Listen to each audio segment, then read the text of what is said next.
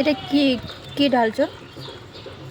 এটা হচ্ছে সোনা মাছি যাতে না খায় ওটার জন্য ওষুধ, হুম ফল যাতে বাড়ে হুম ওটার, আর গাছ যাতে ভালো থাকে হুম ওটার। এই তিনটে ওষুধের মিশ্রণে একটা স্প্রে তৈরি করেছি, হুম যেটা আমি এখন দিচ্ছি গাছে। ওই যে কালো কালো হয়েছে, ওই যে ওই যে ওই যে ওই যে ওই যে ওই যে ওই যে যাতে ওই কালো কালো না হয়, যাতে পেয়ারা ভালো হয় ওটার জন্য, আর যাতে সোনামাছি যাতে না ডিম পেড়ে যায় ফলের ভেতরে ওটার জন্য এটা এই স্প্রেটা করা। আমার গাড়িটার অবস্থা 12টা।